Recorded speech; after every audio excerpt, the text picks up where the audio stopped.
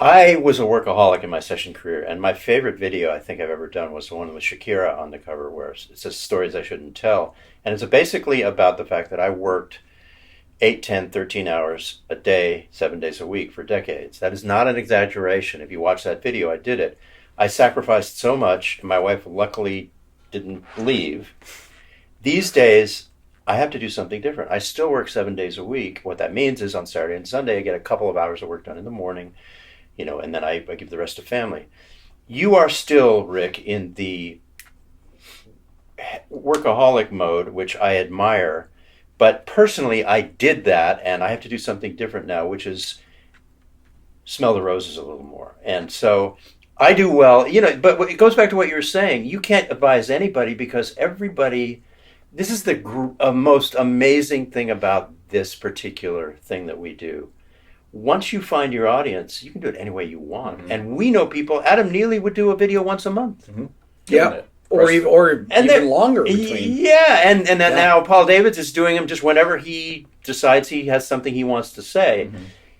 You can be successful at this with high output and they can do that because they've built the audience. After you build it, and that's the key. Is like you have to, with this career or more traditional, I think, music career nowadays. It takes full-time effort, energy, and focus and devotion for no financial reward or payback for a long time. And that's the thing I told most of my musician friends back in 2020. I was like, basically, you need to be prepared. If you want to be successful on YouTube, be prepared to work 40 to 60 hours a week on this thing and not get paid for the first 2 years.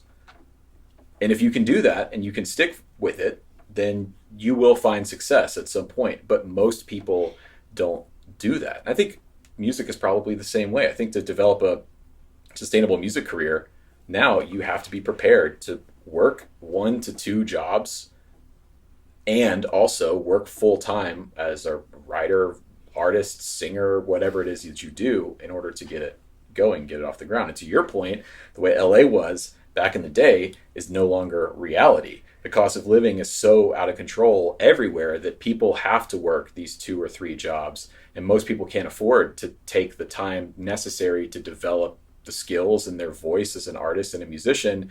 And I think over time, we're going to see the negative impact that has on art and music as a whole, because there's just going to be less people doing it.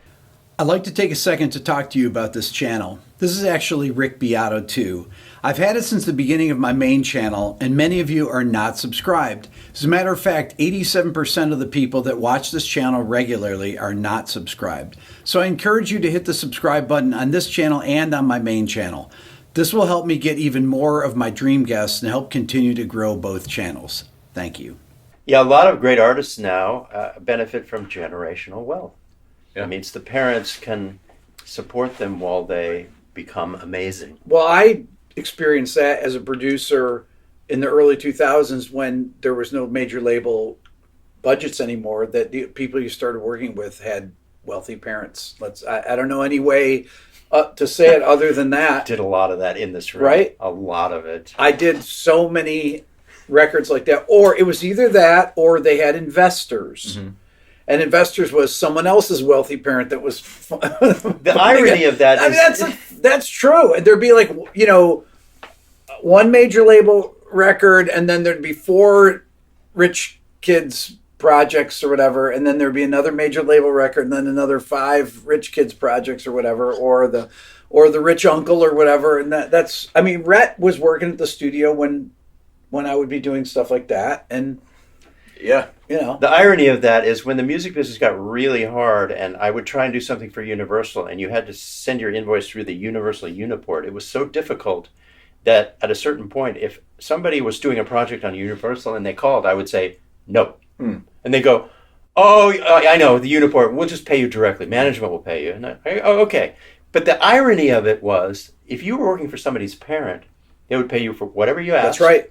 And they were grateful beyond any comprehension. I mean, because you would make their dreams come true when you played and light up their song, and then they would hand you a check. And with the record companies, Might be You'd have to 90 wait days. 90 days. Oh, yes. Or always. 180 always. days. Or a year. Yes. Oh, my God. I used to wait so long to get paid from the record companies.